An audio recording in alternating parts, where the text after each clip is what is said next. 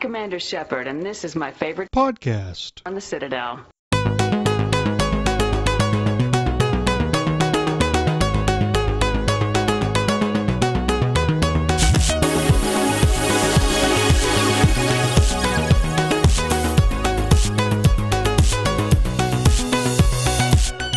You are finally listening to Accidentally Casual. It's RPG Doc with a BioWare slant. My name is Minius from Minius GC, and with me are my co-host, Seeker Cat. And I picked a bad time to start. No, that's terrific. You got to keep it in. I swear to God, if you, I'm not changing it. Well, welcome to our menage a trois. It starts with Seeker Cat. We were having an off-topic conversation, and I wanted to get the podcast started before we went on for another 5 minutes. And yeah, I picked a bad time. There never is a good time, to be honest. Oh no, there is never a good time. So that one's Seeker Cat. The other one is the Tucker. Hello. The Tucker. And we've been gone for a couple of weeks. Yeah. What the hell what's up with happened? that? Why have you guys done that? Well, I had a video explaining things on my thing, and then it disappeared. Yeah, it did. It just disappeared without my permission. oh no. But essentially, I couldn't. It started off because I went to MCM London Comic Con, which was terrific, and I've got some great stories from that. See, I had topics on all the reasons we missed, and now it's been 2 weeks, and I don't know how to approach the show because I wanted to chat a bunch about Comic Con. The initial reason was like I was at a Comic Con that weekend, and I was like, we'll just do skip 1 week and then we'll get the next one. But then on the way back home, I lost my voice entirely. And I was like, hi, guys. I was like, literally couldn't speak. So I was just okay, guys, this isn't realistic. What were you doing at Comic-Con to lose your voice? You screaming the whole time? Well, I did scream a little bit at a panel, but not too much. But it was just like, I think just because I was talking to people all day, every day, and I was just like, at the con, and I was just excited. So I was running around talking to people. And so by the time it got to Sunday, and not to mention because it was cold, I'd been traveling back, I was kind of stressed from the travel and transporting, a kid across public transport, and especially in a major city like London, is not the most stressless thing imaginable. So by the time I got home, I was just like, my voice was cracking, and like certain ranges, I just couldn't speak at all. So I was for a couple of a day or two, I was wandering around with the sign, just being like, all right, get me things. Because I was picturing you just like being one of those people who scream at everything. You're like, Secretly, she went to a heavy metal concert. She went to 9 Inch Nails. How many Comic Cons are there, by the way, now? Or Ice Nine Kills. There we go. Ice Nine Kills. She went to that one. MCM in particular, there is Glasgow, London. I think there's one in Liverpool. There's definitely one in Manchester. Holy crap! There are way more than I thought. Yeah, so I think you haven't even gotten off the island. No. Yeah. Because the Comic Con I know of is the Comic Con, which is in San Diego, which is not far away from where Tucker and I am now. Yeah, buddy, I moved. That's the number one reason we didn't do anything is Tucker got a new job and got so excited that he refused to record on the day we had set. And literally, he was so excited he wouldn't record. And then we had a backup recording plan, and then he packed up right away. This job, I immediately packed up, and I went across the country. I was in Florida and around in Winter Park, and I went up across the country to Arizona to a location I've never been. I never even looked at it. I literally just looked up apartment complexes near my job and just got like the first one. See, I didn't even look at the area. You got a great deal. Anything. Yeah. I'm totally kidding on that. So we're expecting Tucker to get violently murdered within like a week. I believe you're in the home of Arizona State University, who has some of the most attractive women in the Western Hemisphere. Man, so that is not my apartment complex. It's not? Okay. That is not my apartment complex. But if you wonder why the podcast starts funny every time, it's because generally these two have been talking about really weird crap for about 5 to 10 minutes, and I can't stop them. So I have to just kind of like jump in there. And if I... Anywho, I got a job at a company called Experius, and they are a company that is owned by Microsoft. They do a lot of Microsoft games there. They do testing and other stuff, and that's where I got hired. And so I picked up, went across the country, and immediately started my job here. So it was very fast, and then he didn't have internet, and then Seeker and I tried to record multiple times, and another thing happened to me. Because I had a blood test. I have sent the and basically it was really early in the morning, and I booked the day off work because I'm needle phobic. So I was just like, you know what, I'll have the whole day to myself, and I'll just be able to go home, relax, make myself some food, maybe even go back to sleep. What a novelty! And so I started having the blood test. And I was really focused because I was looking out the window, and the nurse was really sweet. She was talking to me about my work and what I do, and I was talking, and I was focusing on this tree outside, and I was like, and then I just wasn't anymore. I was just like, oh, but it didn't feel like going to sleep or anything. It just felt like, when you lose interest in something, where you just kind of tune out. That's what it felt like just immediate, and I was just like, oh, good for me. Man. I've successfully sort of tuned out my needle phobia. I'm so proud of myself. And then, of course, I come to with this nurse in my face. And, of course, the first thing I think is this is a weird dream. I'm going to wake up in a minute. And, of course, I didn't. So I essentially passed out when I was having a blood test.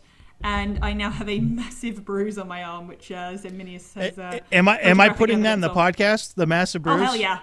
Okay. Yeah. So again, can I point out how it looks like a strawberry is growing out of your arm? Yeah. I don't see that. Really? Yeah, but... Have you seen a strawberry before? I haven't seen a strawberry growing out of an arm. But have you seen a strawberry? I have. I don't... Whatever. Oh, no, now I see it. Oh, okay. All right. Yeah. All right. I was looking at the other one, and I just see, a gross dots, and that's what you see. You have a better imagination than I do, apparently. Oh yeah. So yeah, one of the times Seeker. So you also passed back out again, twice, well, it was just 2 or that 3 thing times of, that day, right? It's sort of. I just kind of fell asleep, and because they told me oh, don't worry if you feel lethargic. So I was like, oh, I'm just gonna go for a nap, and I was expecting to be fine because I felt fine. And I was just like, I'm going to play some Red Dead Redemption 2, just to pass the time before we have to record the podcast. And then I'm like, it was sort of similar to sort of coming to. I was like, oh, what time is it? Oh, shit. And then I see a few messages from Minnie's I'm really sorry. I think I passed out again. I'm sorry. And then I was like, just in case you don't believe me, here's photos of what my arm now looks like. He was like, oh, God, don't worry. So it was very sweet about it, you guys. We almost recorded 4 different times without Tucker. I canceled on 2 of them for not anywhere near good reasons as you guys have. I was just really tired. Oh, that's boring. Yeah, no, I feel left out. Seeker had a medical emergency, and then the 4th time, Seeker thought we were recording, and no one had ever actually made plans to record. So she's like, where are you? I was just I wasn't sure if it was next day, so I was just like, okay, I will be totally prepared, ready to go if anyone is free. And they're like, nah. So I was like, okay. No worries. So we're going to kind of, all of our podcasts are all over the place. We're going to scramble out. There are a lot of things I want to talk about. Not to mention we still have to do the Detroit being human. Yeah, we need to get Seeker on, or get Seeker and whatever the fuck is going on. I'm tired. Ability drain is what I'm thinking of. You guys are not the same person. I will totally reach out to and organise. Because we've only held off because we didn't know our own schedules at the moment. So it was just a matter of oh Jesus, let's not try and pull ability drain into it and then cancel into on it the mess that is our podcast scheduling. Dude, our podcast is awesome. I don't know what you're talking about. I love our podcast. I really love it. I really like how messed up it is. But what I want to do is I want to get something going every week, and we weren't able to do that. And even if it was just 2 of us talking for 10, 15 minutes, which is what I was planning on doing, and we couldn't even manage that for 2 consecutive weeks. So I'm kind of embarrassed about that. I like to know that I am part of the assistance of keeping the conversation going. Way to go. Yeah. I'm also taking off in December again. I'm going to Las Vegas, so so we gotta skip that. I love Las Vegas. I get to go there, and I'm one of the nerdiest people in Las Vegas, and lots of people have fun, and I do too. But I crunch numbers. Oh, is that your bag? You like crunching numbers with gambling? Okay. Yeah. Well, what's fun is like there's a casino like half an hour from my apartment. I've got in my family. I've got there's been some like gambling addiction, so it's not. I don't have an issue with people doing it. It's just because it's something I'm conscious of. I do my best to kind of stay away from it, just kind of avoid temptation. So yeah, that's just for me. But if that's your bag, that's your bag. It's normally, and I was gonna like all the topics because I had multiple topics lined up. One of them had to do with Comic-Con, and I was gonna ask everyone what their favorite nerd conference was.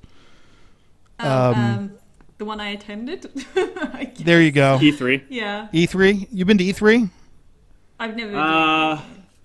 I was going to go to E3, but then I wasn't able to because I started my job at EA. You need to actually like be in the industry to get in there. Yeah. Which has prevented me from doing that. Yeah. I even went in there and like hopefully going again hopefully going this year. Oh really? Ooh. Get us the scoop. So related to that, my favorite thing has always been PSX, which is the PlayStation event. They canceled that this year, and then they're also not going to E3. So they're not doing anything. No. Oh yeah, what is with that? Sony's just not going. They're just not going for the first time in like 25 years. So that means Xbox automatically wins, right? Technically, unless Nintendo decide to just be like, oh yeah, fuck it, here's. What's Nintendo gonna do? Release more cardboard? They have their own little direct thing, right? Considering they could just say like, here's remastered versions of all the Pokemon games on the Switch or something to that effect, which is pretty much what Pokemon Let's Go is. So it's like, yeah, sure, why not? Just or like, we're remastering. You know, I know people have been haranguing Nintendo about remastering Final Fantasy VIII. So if they were just like, and we're finally remastering Final Fantasy VIII. Speaking of Are you changing the subject off the Sony thing already? Yes. Well, unless it's like because I was going to try to start a discussion on that. Stan Lee. Okay. Yeah. And that's another discussion. Yeah, that's another one of the things I wanted to get to, but we can't hold a conversation for 5 minutes. So go ahead. That man is a legend, and yeah. I have not been this upset about a quote celebrity dying since Robin Williams. This hit me really like as soon as I heard the news, I like almost shouted like no, and I was waiting for someone to go, oh, it's a hoax, or he's fine, or like, and anyone to like jump in, and then when it sunk in, I just started really getting upset and like crying, and my boyfriend came home, and I was like, he came to the door, and I opened the door, and he just like with floods of tears down my face. He's like, oh my god, what's wrong? And I was just like, Excelsior. He's like, oh no. So he immediately knew why I was crying. So who's going to cameo at his funeral? You know what? There was a I don't thing know on Tumblr how that question works. Where someone was discussing, what happens when Stan Lee dies? Like, who's going to cameo in the Marvel movies? And the best suggestion I heard was Deadpool, but wearing a Stan Lee costume over the Deadpool suit. They can't do something like that. That would be nah. But I tell you what, though, the next. Because I think at the moment, the last cameo he did was the Teen Titans movie. So it's like Venom or the Teen Titans movie. He would not have been in a Teen Titans movie. Yes, he is. No, he was in. Is he really? He was in the Teen Titans movie. Like, I will send it to you. He's a little cameo, and it's hilarious because, like, the Teen Titans are in the foreground, and then a very blatant Stan Lee starts, like, sweeping up, but because they're on the Warner Brothers lot. It's a very meta movie. And he starts, like, sweeping up behind them, like, mugging at the camera, being like, I'm Stan Lee. And then later on, he has a whole, like, I'm the Stan Lee cameo, and it's adorable. It's one of the cutest things I've ever seen. Teen Titan things are going on right now? Like, way too many. Teen Titans Go. Okay, so it's Teen Titans Go. There's too many of them, and none of them are good. Okay. Teen Titans Go is good. Like, Well, I will they're fight starting up people on this. Young Justice again. That was good, but we're getting Did off you not- Stan Lee. There's a bit in Yes. the movie where they have to like go through time travel and like rewrite what was wronged. But one of the little like 2-second long things, because it's animation, like 2-second long things, is making sure Bruce Wayne's parents get gunned down in the alley with like a smile. They like chuck Martha Wayne's pearl necklace on her and shove them in the alley as they get gunned down. It's really fucking dark for a movie aimed at little kids. Anyway, It's like a 2-second gag, but I was like, fucking hell, guys. I think Stan Lee is, if you had to pick one person that is most responsible for me being a nerd, other than like genetically, it's probably Stan Lee. Absolutely. Yeah. Because just growing up, all of those comics that I got into, it really pushed me towards science fiction and kind of daydreaming and stuff. And he drove that like crazy. Because I didn't really have access to the comics as a kid, but I adored Spider-Man the Animated Series, which of course me and Minius are both big fans of. Yeah, and huge fan of that. There was usually like a little segment of Stan Lee talking afterwards, or like, you know, they usually had a little feature of him talking. And it was always just one of those presences, and the best comparison I can think of was sort of Walt Disney. You know how Walt Disney was a very that is a good one. Yeah. You know, he was the face of the company, and he was like this very paternal, creative force who was like the first person you would associate with the company. So when you have Spider-Man, there's always like Stan Lee. You can always visualize Stan Lee sort of with him. And then I remember going and seeing the first Sam Raimi movie, and there's his Blink and You'll Miss It cameo, and I was like, that was Stan Lee. And like, there was a couple of kids next to me, like, you know, who were very little, and they didn't know. And I was like, oh, he's the guy who wrote Spider-Man. And then their eyes kind of lit up, and he was just that guy. No matter who he was with, especially around kids, he always lit up. He was always just. I think it was Chris Evans or Robert Downey Jr. said like. He was like a kid in an old man suit. You know what I mean? It's just like he never lost his joy and enthusiasm for everything to do with the medium he was in, and it's a tremendous loss. And Bill Maher can go fuck himself. Well, I don't want to talk about Bill Maher at all. No, but I'm saying that's my statement on that. You know what's weird is I always picture him as that huge, jovial, like always happy, always excited guy. He said that J. Jonah Jameson was based off of him. Yeah, I know. And the way he acts when he was, you know, running the company. Yeah. Well, which I find really hard to believe. I think it's just because, you know what, because Stan Lee was who he was, I think that when he had to be, quote, mean about deadlines, like, get me pictures of Spider-Man, you know, equivalents, that was how he saw himself, is like, oh, I'm really driving a hard deadline kind of thing. And, you know, it's a deadline-based business, so I think he saw a lot of himself in Jonah, or at least a lot of the stresses that Jonah would be under.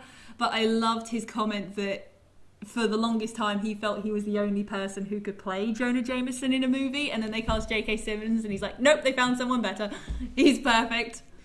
And I would commit murder for someone to recast J.K. Simmons as J. Jonah Jameson. Like, Marvel, just do it. Nobody cares about continuity. Just cast J.K. Simmons again, please. It doesn't really fit with the modern stuff because nobody reads newspapers anymore. Anyway. It'll work. It'll just work just because? Yeah, because J.K. Simmons, like, it'll work because it's he's Spider-Man. Commissioner Gordon at the moment, but who cares? Like, lots of people have transitioned from DC to Marvel or Marvel to DC. Nobody cares. Just do it. Yeah, that's fine. The thing is, though, like Stan Lee, when you think of Marvel, some of that, you think of Stan Lee, some of that, but DC, I don't know, like, who's the face of DC. Well, they've been running for a long time, and they've had a bunch of different people. It tried to be Zack Snyder recently. Yeah, but, like, Marvel has always had Stan Lee, like, as... That's because almost every single Marvel character came out of Stan Lee's head in a period of, like, 5 years, which is ridiculous. Or at least, like, he revamped them to such a degree that it's now the definitive version of those characters. I think the only, like, exception, like, broadly speaking, is, like, Chris Claremont had the definitive run on X-Men, and like he essentially was the guy who really introduced the let's make it a metaphor for puberty and then racism, sexism, homophobia, all of that shebang. Especially, I think he came up with Magneto as well, so he's the definitive X-Men guy. But No, Stanley's Magneto was in the first one. He's a Stanley guy. No, but Claremont brought in. Sorry, he brought in the he Holocaust changed the background. personality of Magneto quite a bit. Which Magneto is was kind like of a mustache twirling villain in the original X-Men, like when Stanley wrote him, which it was kind of comical because I didn't know that until I read the first one many years later. I'm like, what the fuck is this dude doing? Yeah, he's like, Eric, what the fuck, Eric? I wish they would just actually just fucking make Charles Xavier and Eric Lensher canon as a couple and just say, like, you know, they're actually a fucking couple now. Just do one continuity of that. Jesus Christ. Like, I'm sure there is. Like, You could just do that and add it in the multiverse. Past, you know, in Days of Future Past, the movie, there's a moment where Eric and Charles hold hands, and Eric says something to the effect of, "Oh, I wish we had more time," or something like that. I can't quite remember it off the top of my head, but Ian McKellen said, like, "Oh, I wish there was one moment where we could have just, you know, had a kiss or something to that effect," because in Ian McKellen's mind, that was how he was playing it. He was playing it that he and Charles were in love, and that was kind of it. And it's not that, you know, Charles Xavier, especially in the movies, has had any other real love interest. They tried to introduce, like, Moira Taggart. Not in the movies, yeah. Yeah, in a, like, a post-credit scene. Well, but that's true. They tried that, and he's got his crazy villain kid that now has a TV series. Yeah. Either way, do you guys? My favorite. Do you know Stan Lee served in World War II? Yep. Do you know what he did? Like telegraph poles, wasn't it? Something like that. What's? Say it again, because you cut out. Oh, he fixed telegraph poles or something, didn't he? No, he actually like drew comics, in like propaganda comics, and he also drew, and this is according to him, a little pamphlet on how to avoid VD. Oh. Which I cannot find. No, I imagine. But yeah. I mean, you know that Hitler invented blow-up dolls, right? Oh, Jesus Christ. I don't know where that's going with that, but the Stan Lee VD post, I want that. How much money do you think that's worth? Like a pamphlet from World War II. Now that he's died and people are literally like scrambling for every kind of bit. But before I would think it'd be worth just as much. I don't know, maybe it went up a little bit now. You know what was really killed me though? Bear in mind, I was at a comic convention like 3 weeks ago rather. I was thinking to myself when I was there, I was like, you know what? Doesn't matter how much it costs. Next time Stan Lee's over here, I'm going to go see him, because there were times when I saw that he was going to be in the UK and I was like, oh God, I really can't make it this year because of so many reasons. And I put it off. Like I've seen in a previous convention, I've seen Bill Shatner. I've been a couple of feet away from Bill Shatner, and I was like, you know, that's a thing. You know, I saw Captain Kirk, and his line was fucking. He was like charging something like you said Bill Shatner, and I like seized him. Who the fuck is Bill Shatner? Like, oh, William Shatner. Yeah. Who calls him Bill Shatner? Is that like a UK Lots of thing? people call him Bill Shatner. Who? Lots of people. Who's lots of people? Chime in the comments. It's like, are you aware that Bill Shatner is a thing? It's like, yeah. That totally threw me off. Bill Shatner. Who's Bill Shatner, Tucker? I know he's not William Shatner. He is William Shatner. Oh, he is William Shatner. See, yes. That's what I'm talking. That's got to be a UK thing then. It's not a UK thing. Like lots of people. I don't believe you. Oh, well, fine. Hang on. Anyway, Stan Lee, man, that 95 is a pretty good number to get to, though. Not to mention that, like, he's lived. That dude lived. Yeah, and not to mention that his the story of him meeting his wife was absolutely adorable. Like, 'cause I think he said like he was at a party or something, and he saw her like across the room, and he said to a friend of his like, "I'm gonna marry that girl," and his buddy said to her like, "No, mate, she's married." He's like, "I don't care," and he just like waited until eventually he was just like, it got to a point where he reached out to Joan, and they met, they fell in love, and they stayed together until she passed away a couple of years ago. And as soon as I heard the news that she had passed away, I knew, I was just like, oh, it's just that thing, isn't it, that the spouse is never far behind.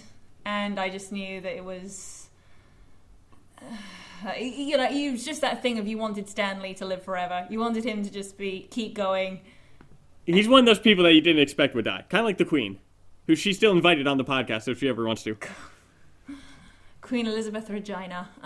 But yes, I tried watching a bit of The Crown. I was like, it's good. It's just, I'm not really a royalist, so it's not really that gripping to me. Don't you have to be a royalist if you're No! In fact, there's a whole, sure? yes, there is a whole... our press gets fucking so hysterical about the royals. We're all, as a public and a general population, we're all fucking sick of them. For the most part, it's like anytime a royal takes a shit, it's like, oh my god, did you hear? It's like, and I just wish I kind of wish they would stop breeding so I don't have to hear about every stage of their fucking pregnancy or whatever. Anyway, sorry, that's me ranting about hearing about the royals constantly. Oh man, you don't have anything like that in America, where someone in... Yeah, ours changes all the time, though. Yeah, it does. One of the original topics we were going to jump in is Red Dead Redemption came out, and we were going to talk about open worlds and stuff. How are you guys doing with Red Dead Redemption? Yeah, sorry, you took me. I just learned how to play poker, and I have a $300 bounty on me in Valentine. Don't you get that out of... I don't want to spoil too much stuff, yeah. I haven't gotten that far, because every time I go into Valentine, like, I'm trying to get rid of my bounty. Every time I try to go in there, I just keep getting shot at, so I have to fight back. This is why, like, my first keeps going up. My first strategy was like, okay, I'm going to find the post office elsewhere, just at like a couple of post offices dotted around the map, just so I have places to go pay off my bounty to. As far as that goes, I'm a bit further than Tucker. I haven't been unlucky to have a bounty in Valentine, at least not for very long. I did, although, have a sporadic, I'm gonna rob it, because you get little prompts occasionally like, you can do this. And I had a little prompt as a train was going past me, like, oh, by the way, you can rob trains. And I was like, and it was like an angel and a devil on his shoulder. It's like, you've got like your legendary animal carcass on your horse that you're totally about to turn into the trap. I was like, I know, but the train's there. So I was like, stick them up. So I committed a robbery and I got absolutely got my ass handed to me. And I had a $90 bounty in, what's the city called? It's like Saint something. Is in the northeast corner. There's a lot of cities. You talking about the big one? The big one, yeah. The Saint Denis? That's the one. And so I had in that little province, I had like a $90 bounty for a while. And the funniest. Only 90? What's the dumbest way you've died? One of usually it's like once I was trying to get on my horse. A dog killed me. A dog? Like a dog? Did you kick it or something? No, see, I was riding around and there was a dog and I immediately wanted to go pet the dog. Little did I know, it was like in a gang area and I didn't know. No. I just saw the dog and wanted to go pet it. So I go over and I started to pet the dog and the guys start yelling at me and they start shooting me while I'm in animation of petting the dog. So I turn, I shoot the guy, the dog gets angry and he bites me and I die. I tried to get on my horse and then I ended up tackling a guy around a bunch of cops and they shot me. Oh, that's how my $300 bounty started. I was running with the horse and I hit a guy with the horse and he started running off and I was like trying to chase him down. And instead of pressing left trigger to like reach out to him, I accidentally pressed right trigger, so I shot him. Do you love it when you do I tried to run onto my horse, and my horse was scared and was running around Valentine, so I'm chasing that while people are shooting at me, and the bounty just keeps going up because I'm having to shoot the people, and I'm getting close to the horse. Every time I get close to the horse, someone keeps shooting it, so it runs away again. So I'm ducking in and out of buildings, running all around, finally getting the horse, and I'm running out there, and I have a $300 bounty on me at that point. I'm like, well, cool. I also spent most of the game wishing, oh god, what's his name? Is it Charles, the Native American half black guy, I'm wishing he was the protagonist. Like, what? You're so much more interesting than fucking Arthur Morgan. Why can't you be the protagonist? Arthur Morgan starts to get really interesting as the game goes along. There's bits in it where it's like, okay, you're tolerable, but it just, to me, it's just like... How far have you gotten along in the story? I don't want to spoil anything, but it starts to get really interesting. Yeah, I'm trying to think of the last proper point.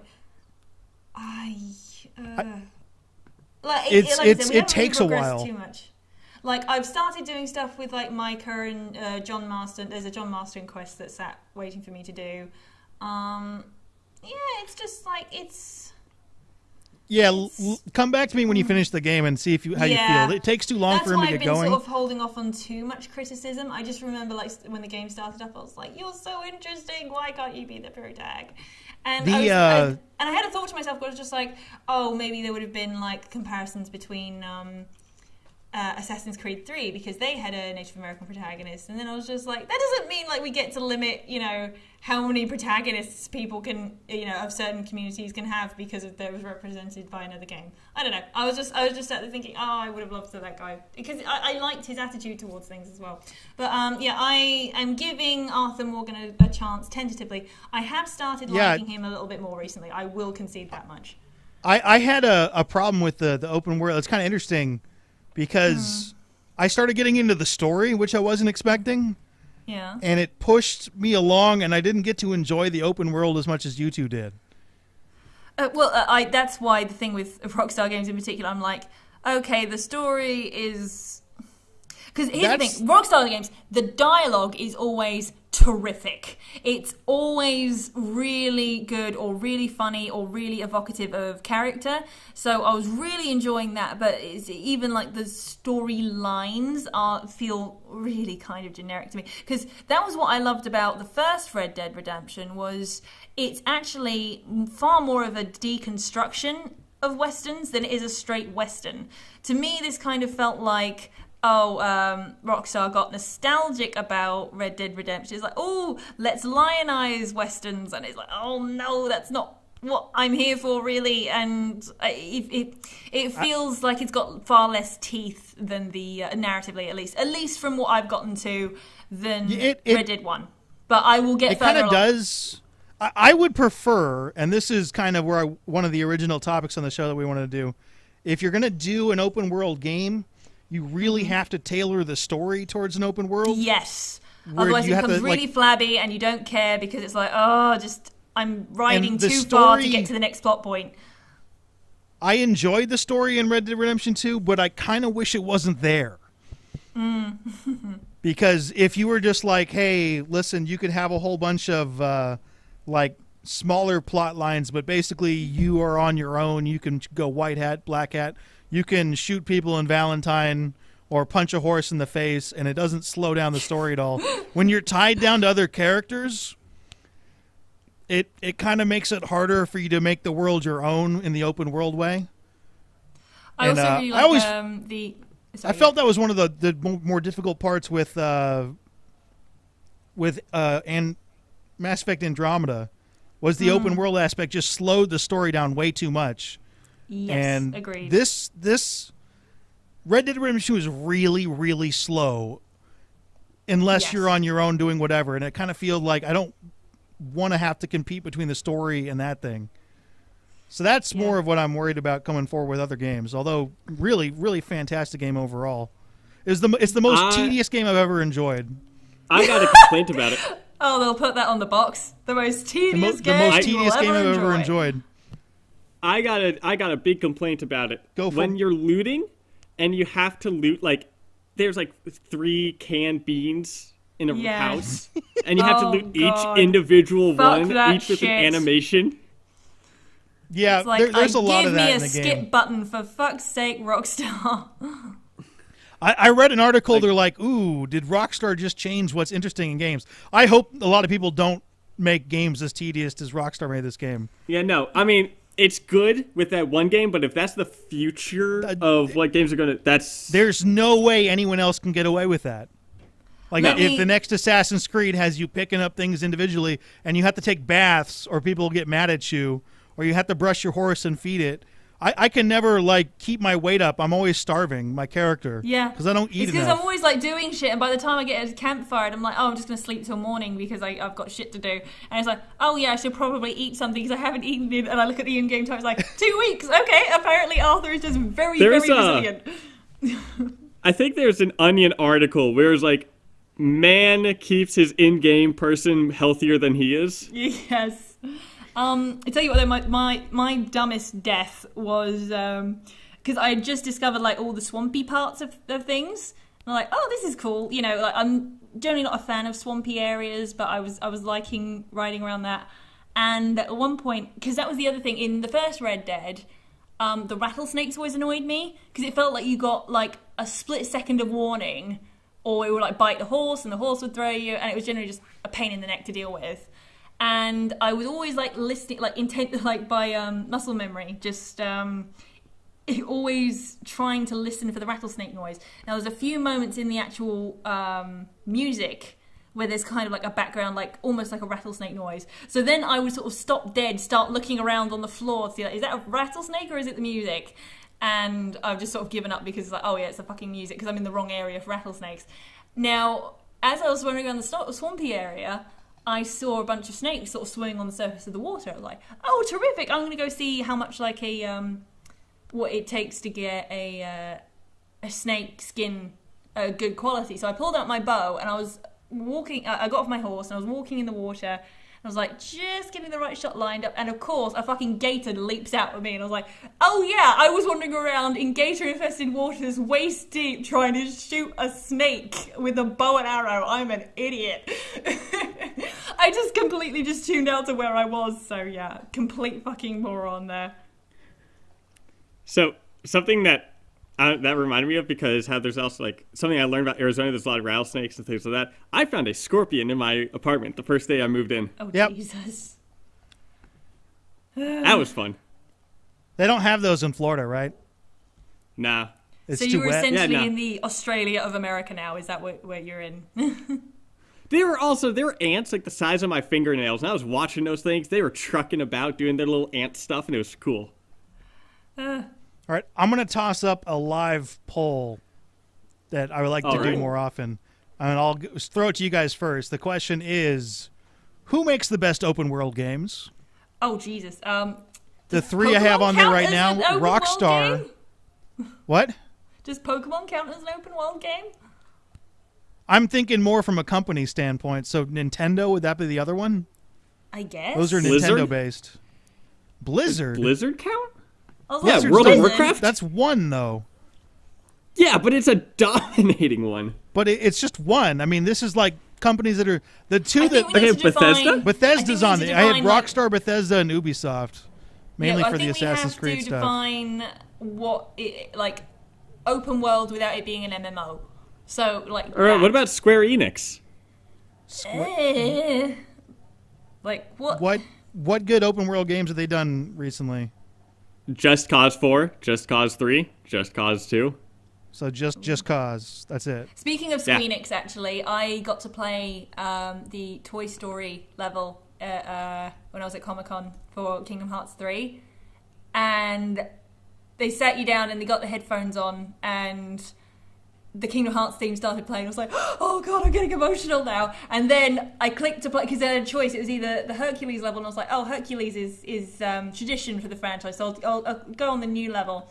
And I clicked on the Toy Story level, and the logo pops up, and they start playing, you got a friend in me. And I was like, ah! I'm like, now I'm emotional. I'm not even played the fucking thing yet. Thanks a lot. What about Toy Story 4? Wow. You guys are both. This is one of the squirreliest podcasts we've ever had. Oh, and yeah. it's that way because I didn't set a topic ahead of time because I wanted to cover a bunch of stuff. Yeah. To be honest, would we listen though? I don't know. This is the question. We're talking about open world games. Oh yeah. So Toy Story 4 and Detective Pikachu. I don't know how to feel about that. Stop. Okay, which of these? The question now is, which of these three makes the best open world games? Rockstar, Bethesda, or Ubisoft? Not putting. What about? I'm gonna have to go Bethesda. Think of something. Three, all right. Of those three, Tucker, who needs to be on there? Square Enix. that just make one series. That doesn't count. They also do Kingdom Hearts. But they only do that once every 20 years. And Final Fantasy. Those aren't always open world games. Okay, should I put Square Enix? Tomb Raider. Are you insistent on me putting Square Enix on there? Yes, and Tomb Raider. Oh. I guess some of those are... I am not a fan of the modern Tomb Raider. I have. In all fairness, this is like kind of a crappy question because I mean, Bethesda's gonna Bethesda. It's going to be a thing between Bethesda and Rockstar. But Square Enix. It's because Ubisoft has a bunch of different developers and Square Enix has a bunch of developers, but Rockstar General and Bethesda generally they have one main group working on all those games. So, all right, Rockstar, Bethesda, Ubisoft, and Square Enix. That's what I'm going with. What's your answer? Bethesda for me, because of those ones because that's what I would associate with those companies. Because you asked me like, oh, what's your favorite open world game, and I was trying to think, okay, beyond what I think my favorite is, what's the most amount of hours I've put in an open world, full stop. And my first thought was Skyrim, because Jesus Christ, the amount of hours, it's not even funny how much I've spent in that game. And then I was thinking, oh, hang on, wait, does Pokemon count as an open world RPG? Because it technically does. Pokemon Go. Not Pokemon Go. That's a very big open world. Pokemon Go is the best open world game. What? Well, can you guys retweet my tweet so we can get this poll going? I'll tweet the tweet. Yeah, so in the original we were going to talk about the influence of open world games, and I was looking, what's the first open world game they came out with? And it was like in like 82 or something. And I don't remember that because I wasn't alive and you guys weren't alive. What's the first open world? Okay, two questions for you guys. What's the first open world game you played, and what's your favorite open world experience? Probably be like maybe Legend of Zelda. That was mine. Yeah, Legend of Zelda. Mine would, like I said, one of my first games I got, if not the first game, was Pokemon Red. So that's my answer, and it's still one of my favorite experiences. Okay. Because I had a Game Boy Color, and I discovered to my horrified, me and my sister discovered to our horror that there are not multiple save states in Pokemon. So when I had spent like an hour and handed it over to her to play, she just overwritten all of my progress. So I was like, no. But yes, I wish they had that feature, to be honest. So is that your favorite open world experience and your first? Yeah, my favorite. A good combo. First. Yeah. Yeah, I didn't even realize that Legend of Zelda was an open world until I thought about it.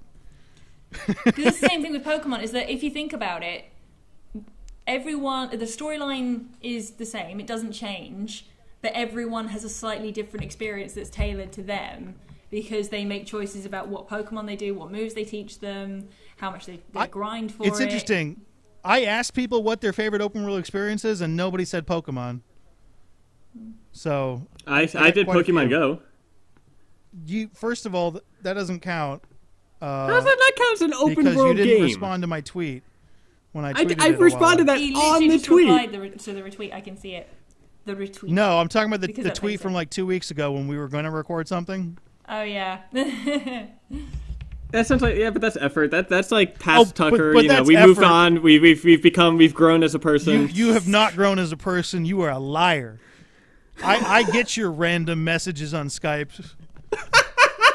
The ones that you've asked me to tame down so you can post on Twitter. I was like, he sent this thing and it was such a good rant, and I want to post this on Twitter, and so I'm looking and like, how do I clean this up? And I could not.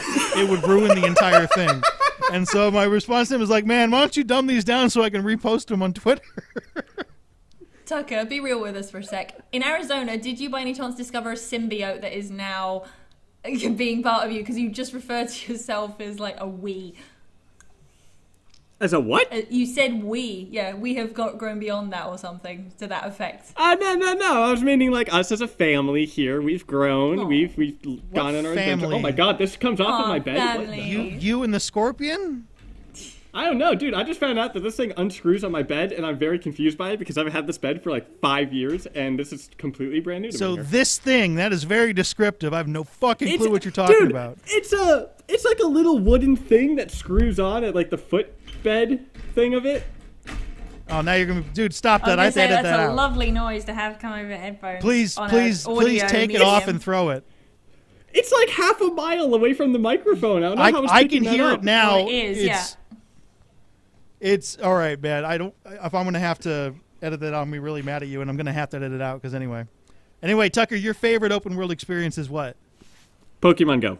Is it really?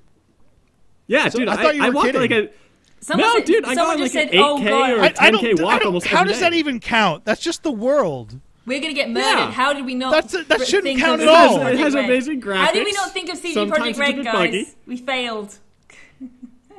Sometimes it's a bit buggy. I refuse to count that.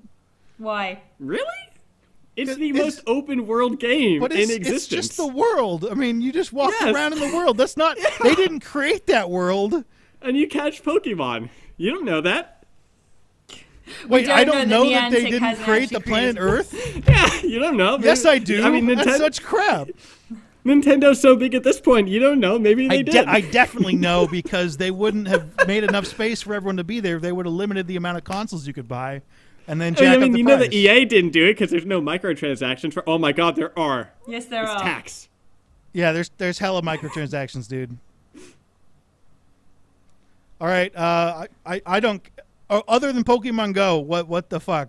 Do you have another one? Because I don't want to count that. Can I just say, like, from the future, say this Cyberpunk 2077 is my favorite? You haven't played it yet, It looks like so it's no. going to be my favorite. It looks like it's going to be my favorite.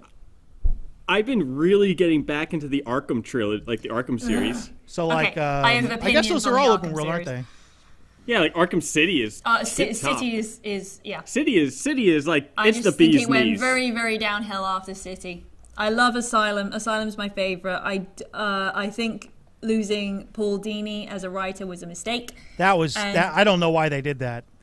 Because he didn't want to write he's him one anymore. of the best animated. No, I thought they just didn't offer him anything. That's what he said. I will look into it. If anyone knows the answer to that, please tell us. Because they we're didn't not even 100% they didn't sure. even ask him to write the next one. It could have been like he said, "I'll write the next one for all this money," and they did. They're like, "No, we're not even negotiating at this point." Yeah, because like as a massive Batman the Animated Series fan, I remember when they announced it, and it's like, oh yeah, we're making a dark Batman game based on my favorite Batman graphic novel, A Serious House on a Serious Earth. Or that was at least what they were implying at the time. And all the original voice actors from the Batman the Animated Series are coming back, including like Kevin Conroy and Mark Hamill. And I was just like, oh my god, this is going to be the greatest game ever. And I adore Asylum, I really do. It's I think I love it most because it's a very linear experience. So it has its open worldy bits that are, you venture the grounds and stuff. But it's very, okay, you go from point A to point B, you pick up this that enables you to get to this part of the map now. It's very point to point to point to point, and it feels like the narrative really has drive, which it definitely loses in City, because in City it's like, oh, and here's a massive area, and like here's some narrative threads, go at it, which is great. Oh god, I still really dislike their treatment of Bane, especially in City. You essentially hit him with a bit of rolled up newspaper and lock him in an easily breakable door, and is like, stay in there. It's like, it is the most pathetic villain takedown I have ever seen in a Batman game. That was just pathetic. The fucking Mad Hatter puts up more of a threat than Bane does. All right, right now we have over 50 votes. Real quick, 50 votes Rockstar already? is at 44%. Bethesda's at 42%. Then Ubisoft's at 11%. I said those are going to be the big Square. ones. Those right are there. really. It really could have been just those two, and that's it. So really, Tucker, your favorite open world experience that you last in your memory is still Pokemon Go? Dude, Out of any game, you're like that's the one. I mean, I don't really play many open world games, but with Pokemon Go, I go on like an 8K or 10K walk every day. Okay, I can just I just remember ask- your open world experience with Dragon Age Inquisition, and you just wouldn't move. The hinterlands. Can I just ask, because I have been Man, binging this that since- would have put a damper in your bottle then if I'd said that Dragon Age Inquisition was my favorite. I would have thought it was really funny because I still think that's funny. All right, Tucker, I'm buying a plane ticket. I'm going to go and kick your ass. It's gotten too much. I ain't going to kick your ass and sit you in front of a fucking console and force you to play through Dragon Age Inquisition so I don't have to berate you about I would gladly accept that and then show you. Dude, there's a goat farm. I could show you the goat farm that's right next to my apartment. The what bar? Goat farm. There's a goat farm. Wait. Okay, I was just like, ghost bar? What the fuck is that? And there's a bunch of the goats. It was fantastic. It was fantastic because this is actually the first day I've been able to go on a walk. Wait, so I I'm thought walking around. I thought you were in Tempe. I am. There's a goat farm in Tempe? Well, it's not like a big one. It's like a little small one. But so I was like, okay, today I can actually walk. So I just leave the apartment complex and I start walking. Like about 5 minutes walking in direction, I see a bunch of goats. So I get all excited and I start like walking towards. I start walking towards them, and there's just like. I see a bunch of goats, and I just get really excited. Tucker, do you have something to tell us, Tucker? Like, why? So. Oh god. Fucking creepy dude. You're a fucking creepy dude. We just But like I get hanging really outside excited because the there's a goat bunch of pen, goats, and I'm like really happy about the goats. And Oh my one of them, God. they all look a bit normal, and then there's this one that's just this dopey looking. He's like this cross-eyed looking guy. And his name is He's Tucker. not looking normal like all the other goats. So I start giving him flowers because I start feeding him flowers, and I just put the video of that in the Skype chat. Oh Jesus Christ. All right, I'll have to check that out later. Unfortunately, I have an animal of the week. I already used goat on episode number 3, so I can't use that one. Well, you can use this goat because he is No, magnificent. I need a and- different species every episode. So, Dude, I think this goat is a different species. This thing is so weird looking. all right, well, Have you I'll ever add them seen and the have a Bob different, This guy, Burgers different he animal. episode? he was giving me this weird stank eye, and he was also giving the girl that was like next to me a stank eye too. Like he was cross-eyed so much he could watch like 3 different things. Jesus, like, how many eyes does this thing have? But have you ever seen the? I don't know. There's a Stand By Me parody that Bob's Burgers did, but instead of going to find a dead body, they go looking for a 2-butted goat. I've seen that one. Yeah. I can get on It's board. good. I can get on board to That that. show's weird. It is a I weird mean, what show. about South Park? Where like I think the first season had that doctor or the scientist that created like a 4-butt monkey or something like that. Yeah, he just adds butts on It's in things. South Park. I remember that because that was in the game, not Stick of Truth, the Fractured butthole. That's the one, fractured butthole. I was like, I know there's a butthole pun in there somewhere. I just can't remember the exact formation of words that it makes up. But just to bring this all back away from goat and 2-butted goats and Jesus Christ, with the open world point as a contrasting point. I've spent a good chunk of the last couple of days playing Spyro the Reignited trilogy, which of course I've been very excited about, and I've been unable to shut up about it because they were my favourite games when I was a kid, and replaying them again. And have you guys played Spyro? Any of the Spyro games? I have not, No. and I don't think I'm going to, even though my That's friends fine. are I into mean, it. I just want to give you an idea of how they work, which is essentially you have like a hub world, and you have little portals to go to specific levels that have like a series of things you find, and there's like 3 of them. There's like maybe 3 at tops, and you go in, and it's really charming because they're all like based on some theme.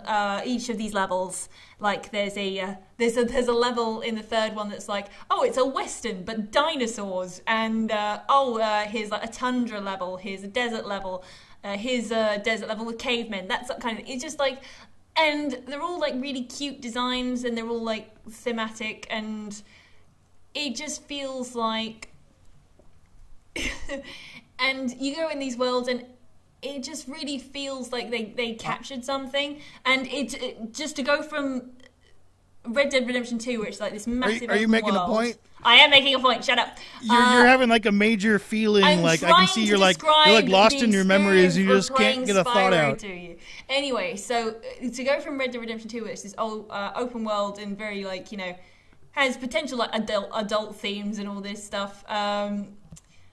Speaking of the drinking blackout session was fucking hilarious. That was, I think, my favorite part in the game so far. Lenny, Lenny! I love how like one of them is like, what is it, like blurp? There's like a prompt on the screen that like to ask about Lenny, and it's just like blurp or something like that. That was fucking hysterical. Anyway, so to go from that to playing a very kid-friendly, well, at times very kid-friendly Spyro game, and I was just like, go back to this, and because it's one of those things where it's very upfront, like, it is a game, because it feels like the game industry is so obsessed with becoming more cinematic. Oh, everything's got to be more cinematic or more realistic, that everything's pushing aside the reality that it's a game you're playing. You have to push buttons to interact with a game, and that's what it is. So that in Spyro, it surprised me because, like, the characters in the game are like, oh, push the triangle button. And I was trying to think of the last time I had a character in universe say, push the triangle button, and I couldn't fucking think of it. I was just like, when was the last time a game told me to actually push the button that I needed instead of being like, I remember there's stuff like that in Metal Gear Solid 4. It's been quite a while that I've heard that because I play on Xbox. You know what I mean, though. It's just like, because usually it's like text on the screen, or like they do whatever they can to try and distance the actual practicality of playing the game from the in-universe logic. I know what you mean. I don't mind that at all, like the wall breaking stuff. Oh, yeah, I don't. It just seems like we've stepped so far away from that, and the level design is so good. It's so good. Like, everything has a flow, and you can follow it because, like, okay, because of this logic, I have to go to this logic. And it really interconnects, and it just feels... it made me feel sad because it feels like, as an industry, games have had to relearn a bunch of lessons that were present 20 fucking years ago. It'll go back and forth, though. I want to cut you off before you talk about Spyro like for the remaining 30 minutes of the show. Yeah, but and I'll talk about my favorite open world experience. No, you're done. Stop. I'm cutting you off. Wait, no. Best open world experience. Best open world experience was RuneScape. Oh, Jesus fuck. I had that advertised to me, and my response was, not today, Satan. I put too much of my life in that anyway. Old school RuneScape. You know what I used to do in old school RuneScape? You know what I used to do? I used to go help newbies out and make them armor. Like, mithril armor I used to just make for newbies.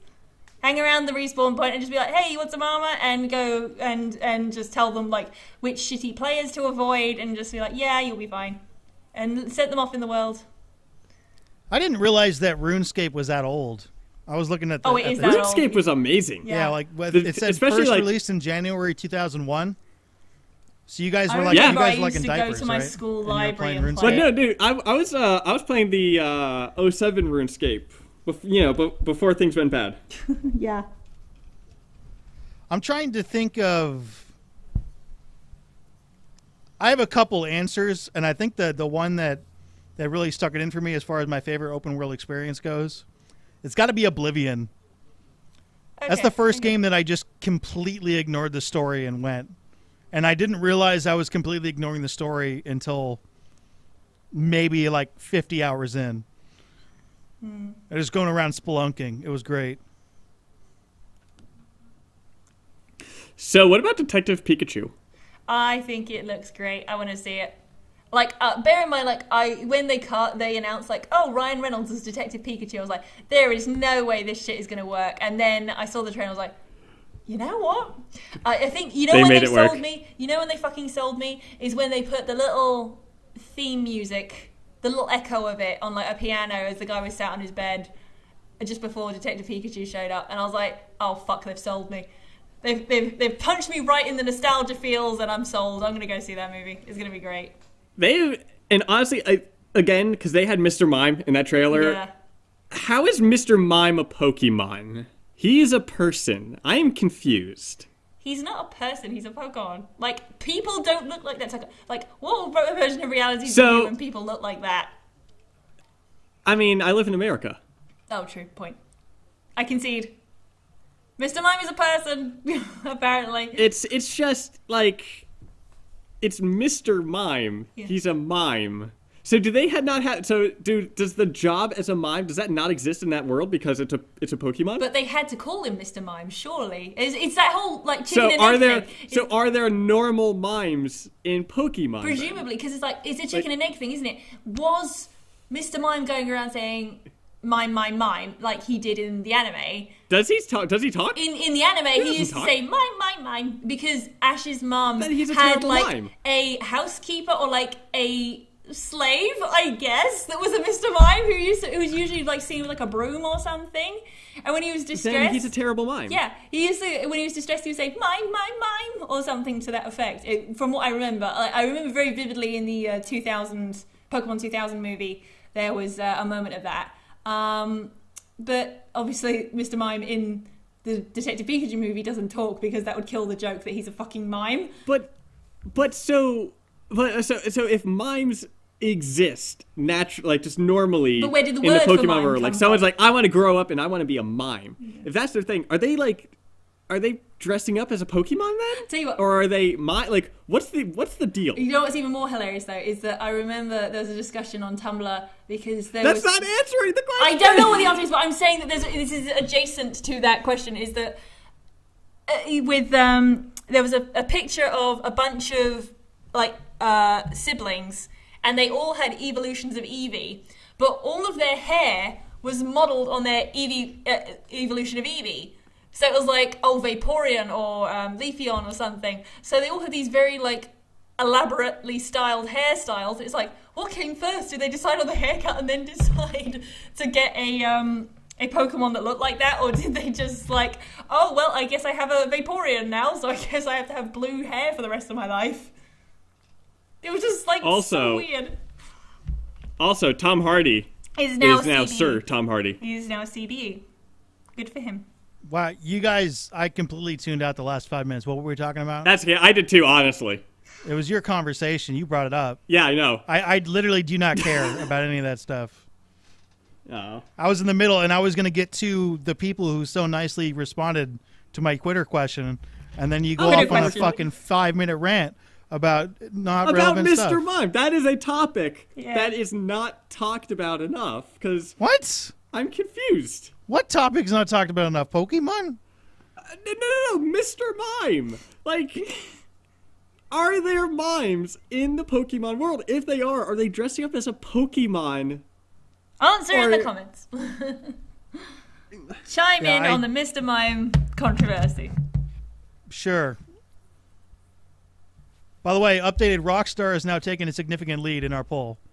Yeah. Again, it really was between Rockstar and Bethesda. 48% Rockstar, 39% Bethesda, 13% other. We may as well go with other. I would not be surprised if the torches and pitchforks came out saying, "Where's CD Projekt Red?" There is one person that said CD Projekt Red.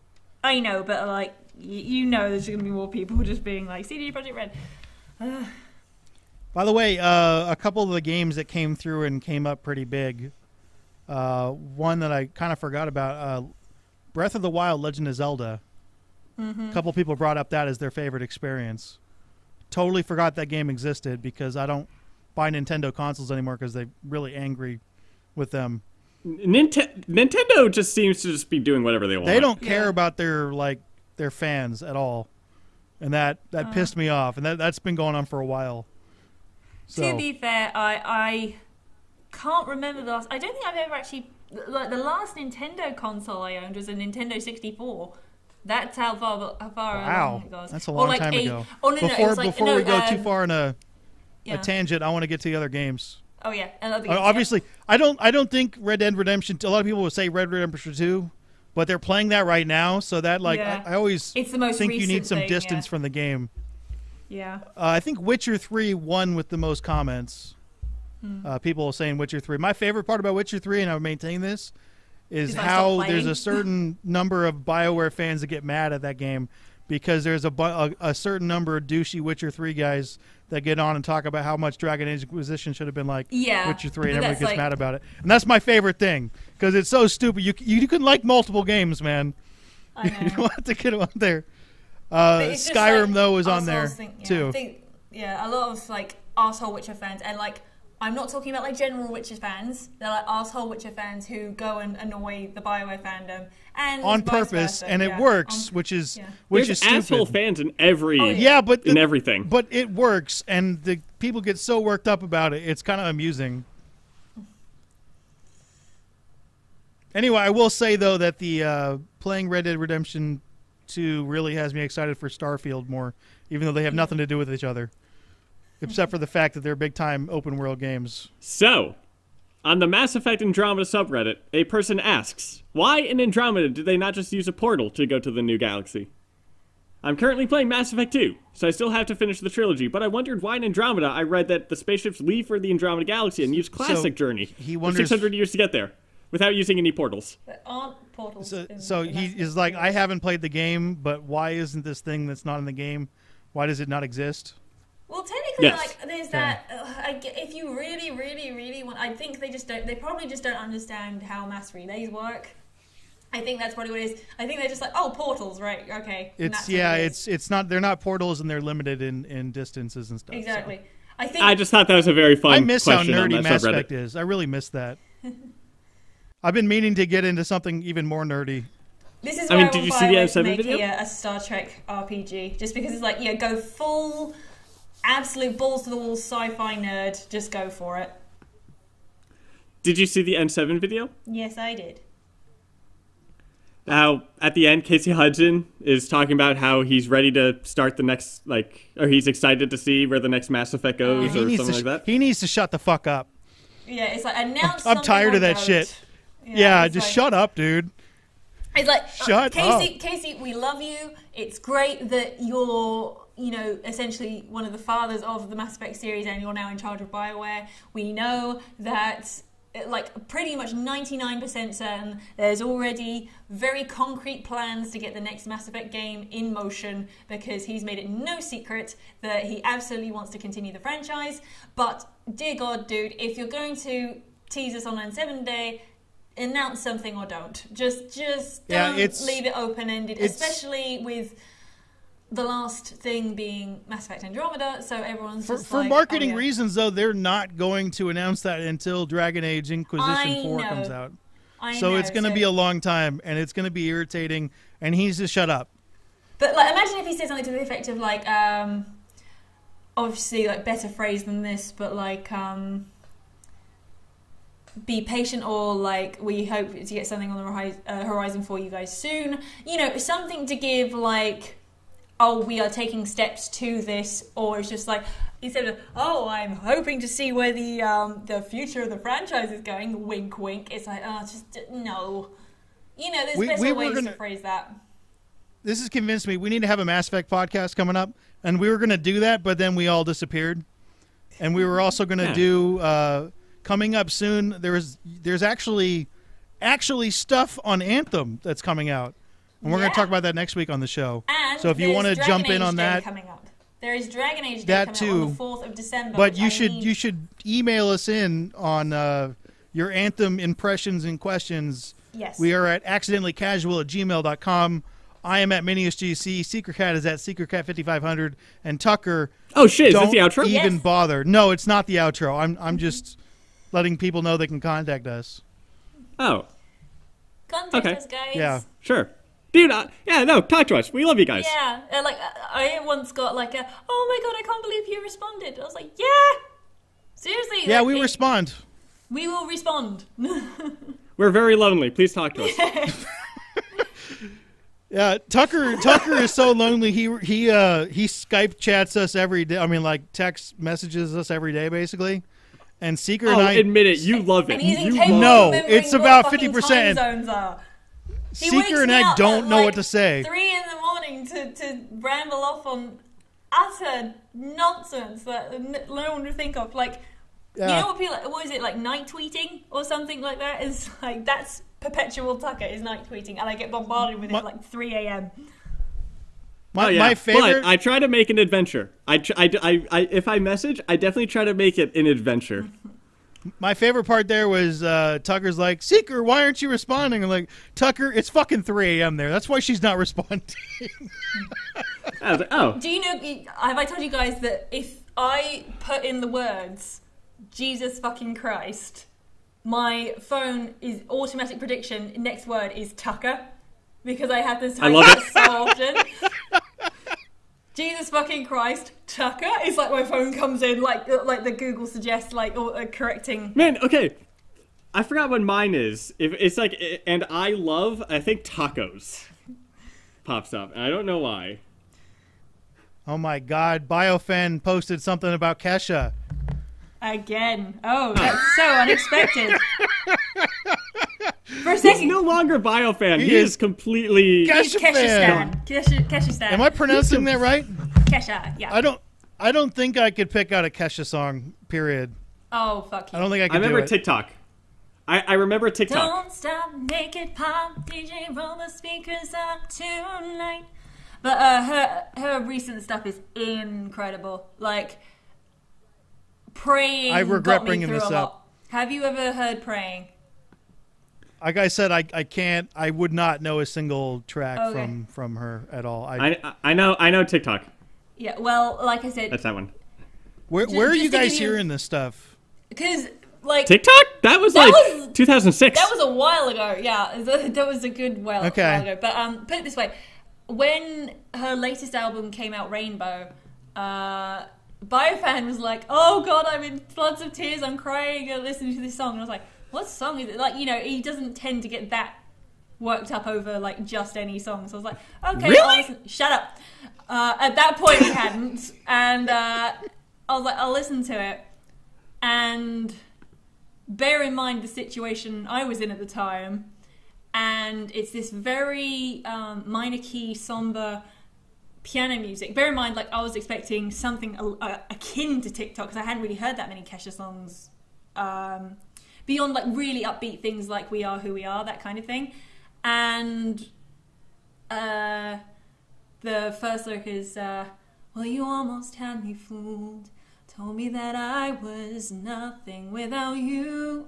But after everything you've done, I can thank you for how All strong right. I have I opened a become. door that I really regret now.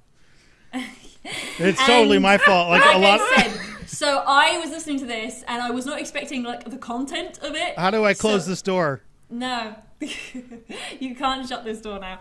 And you brought it up. I was like, it was Comic-Con story or this. So yeah, you only have yourself to blame. Well, I'm gonna take us out. All right. We got a bunch of episodes coming up that are absolutely going to happen. I'm serious. Hooray, We're gonna do yeah. Detroit Become Human. We're gonna Yes. schedule that like now. I'm gonna try to get out there and see when we want to have Ability Drain on that. I completely ruined it. We'll see how that goes going forward. Next Love week you, we're talking Amy. about all the Anthem stuff that came out. I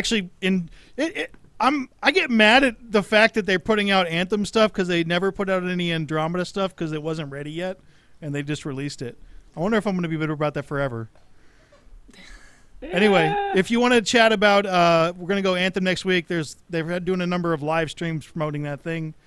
Also, we're going to have some kind of Dragon Age Inquisition podcast coming up because like Dragon Age in general. D4 Day. Yep. And I then will I'm going take to Oh, right, yeah, that exists.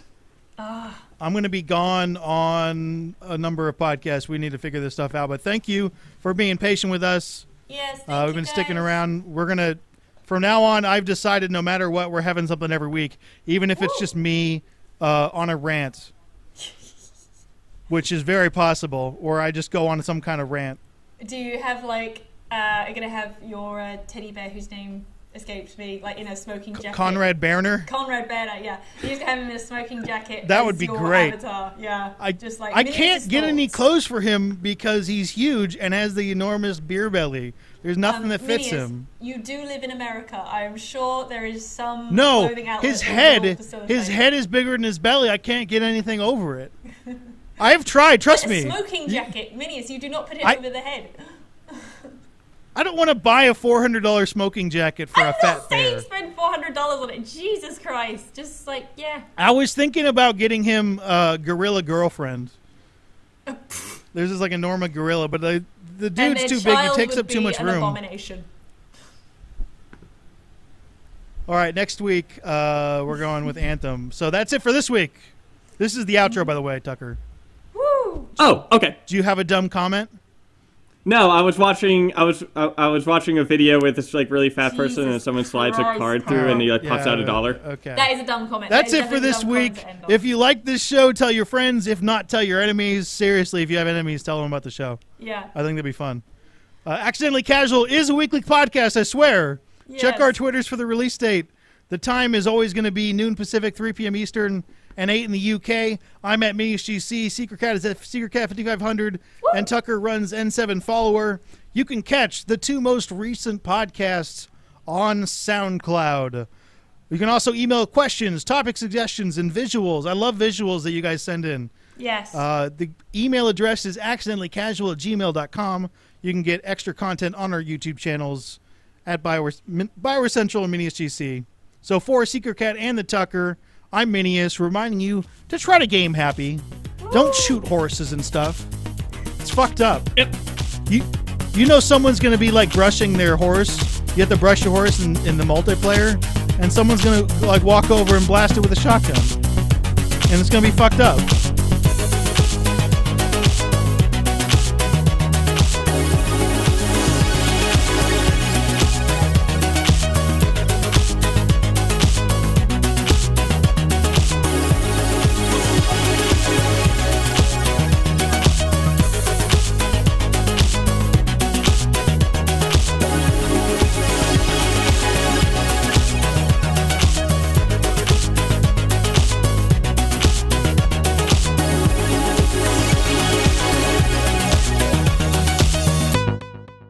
Is this going suspiciously smoothly, or is it just me? Is this going smoothly? I don't think this is going smooth at all. Really going smooth? For us, this is going smoothly. Maybe it's By because our I shut standards, up and this I'm is- not yelling at anybody. Yeah, right. I mean, I don't know how it's going smooth. Anybody, the Tucker, you're conversation not we were yelling having at Tucker. earlier. I disagree with. I mean, I guess. All right, maybe I should shut up more.